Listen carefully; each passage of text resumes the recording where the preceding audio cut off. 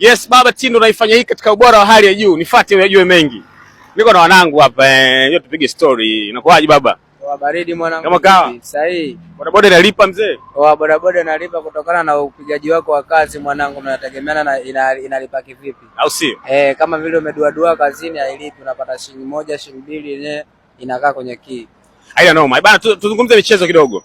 Wachezaji wa Kitanzania sasa hivi wamebutuka kutoka kulipwa zaidi ukilinganisha na wachezaji wa kigeni ambao wanalipwa. Zamani walikuwa wanalipwa kidogo, wachezaji wa kigeni wanalipwa zaidi. Sasa hivi na wao wamebutuka. Unadhani mwamko huu ambao umewashtua sasa hivi umesababishwa na nini?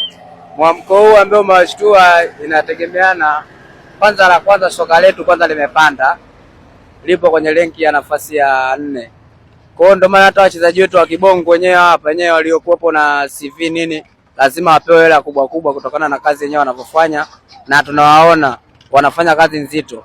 Ila kutokana wanalipwa wengine hela vizuri kwa sababu wanatoka nje, afu akija bongo wafanye vizuri. Ile unakuta wachezaji wa kibongo wanafanya vizuri, hawalipwi hela nzuri. Ila kwa sasa hivi jinsi wanavyolipwa hela nzuri inapendeza, na tutazidi kupata wachezaji wazuri zaidi ya hawa ndugu zangu. Au sio? Au unaonaje? Kweli bwanangu umetisha sana.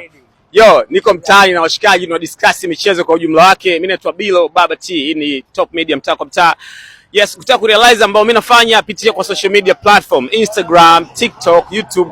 Kote huko utakuja kuona ambacho si ufanya. Mchongo ni kwamba mwamko wa wachezaji wa Kitanzania kuamka zaidi, kutaka mafanikio zaidi au kulipwa zaidi ukilinganisha na wachezaji wa kigeni ambao wanalipwa umekuwa ni mkubwa. Sababu inasababisha hivi ni kitu gani? Yaani mwamko huu umesababishwa na nini? Kiasi kwamba Mudathir Yahya sasa hivi ameingia kwenye changamoto na Yanga, anataka milioni 150 kama sign on fee, mshahara milioni 15. Yanga wanampa milioni 100, mshahara milioni 10. Kiasi kwamba imeleta taharuki.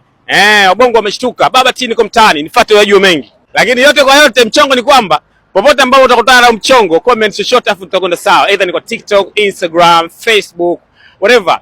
Au sio? Kwa nini vijana wa Kitanzania wamepata mwamko mkubwa wa kutaka kulipwa zaidi ukilinganisha na wachezaji wa kigeni ambao wanalipwa?